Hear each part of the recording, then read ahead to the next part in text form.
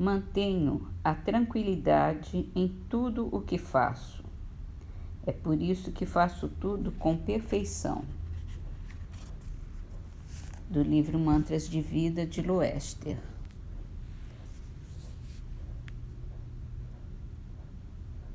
A questão 399, do Livro dos Espíritos. A expiação das faltas do passado e, ao mesmo tempo, as provas com vistas ao futuro são as vicissitudes dessa vida corporal, da onde se pode deduzir de que gênero foi a existência anterior. Frequentemente isso é possível, pois que cada um é punido naquilo em que pecou. Entretanto, não há que tirar daí uma regra absoluta. As tendências instintivas constituem indício mais seguro, visto que as provas pelas quais o espírito passa são tanto pelo que respeita ao passado, quanto pelo que toca ao futuro.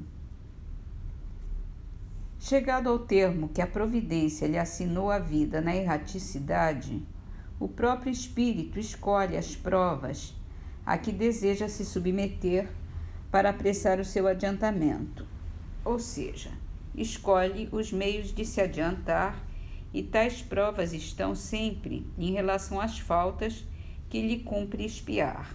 Se delas triunfa, eleva-se. Se sucumbe, tem que recomeçar. O espírito sempre goza do livre-arbítrio. Em virtude dessa liberdade é que escolhe, quando desencarnado, as provas da vida corporal, e que, quando encarnado, decide fazer ou não uma coisa e procede à escolha entre o bem e o mal. Negar ao homem o livre-arbítrio seria reduzi-lo à condição de máquina.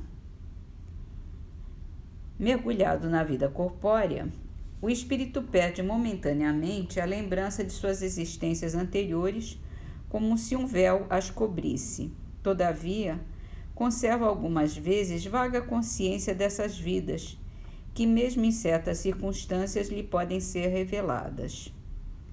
Esta revelação, porém, só os espíritos superiores espontaneamente a fazem, com um fim útil, nunca para satisfazer uma vã curiosidade. As existências futuras, essas em nenhum caso podem ser reveladas pela simples razão de que dependem do modo pelo qual o espírito se sairá nesta existência atual e da escolha que ulteriormente vai fazer. O esquecimento das faltas praticadas não constitui obstáculo à melhoria do espírito, porque se ele não lembra delas com precisão, o conhecimento que delas teve no estado errante e o desejo de repará-las guia-no por intuição e dão a ideia de resistir ao mal. Essa ideia é a voz da consciência, secundada pelos espíritos que o assistem. Se atende às boas inspirações que lhe dão. O homem não conhece os atos que praticou em suas existências pretéritas, mas pode sempre saber qual o gênero das faltas de que se tornou culpado e qual o cunho predominante do seu caráter. Basta que estude a si mesmo. Poderá então julgar do que foi, não pelo que é, mas pelas suas tendências. As vicissitudes da vida corpórea constituem expiação das faltas do passado e, simultaneamente, provas com relação ao futuro. Depuram-nos e elevam-nos se a suportamos resignados e sem murmurar. A natureza dessas vicissitudes e das provas que sofremos também nos podem esclarecer acerca do que fomos e do que fizemos, do mesmo modo que neste mundo julgamos dos atos de um culpado pelo castigo que lhe inflige a lei. Assim, o orgulhoso será castigado no seu orgulho, mediante a humilhação de uma existência subalterna. o mal rico, o avarento, pela miséria, o que foi cruel para os outros pelas crueldades que sofrerá, o tirano pela escravidão, o mau filho pela ingratidão de seus filhos, o preguiçoso por um trabalho forçado, etc.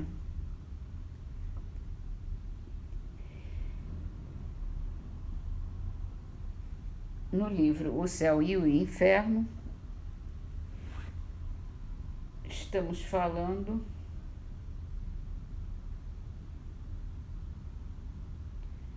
sobre as penas eternas. Para homens que tinham apenas uma noção confusa da espiritualidade da alma, a ideia do fogo material não tinha nada de chocante, tanto menos que ela estava na crença vulgar, tirada da crença no inferno dos pagãos, difundida quase universalmente. A eternidade da pena também não tinha nada que repugnasse a pessoas submetidas há séculos à legislação do terrível Jeová. No pensamento de Jesus, o fogo eterno podia então ser apenas uma figura. Pouco importava que essa figura fosse tomada ao pé da letra, se devia servir de freio. Ele sabia bem que o tempo e o progresso deviam encarregar-se de fazer compreender seu sentido alegórico, sobretudo quando, segundo sua predição, o Espírito da Verdade viria esclarecer os homens sobre todas as coisas. O caráter essencial das penas irrevogáveis é a ineficácia do arrependimento. Ora, Jesus nunca disse que o arrependimento não encontraria graça diante de Deus.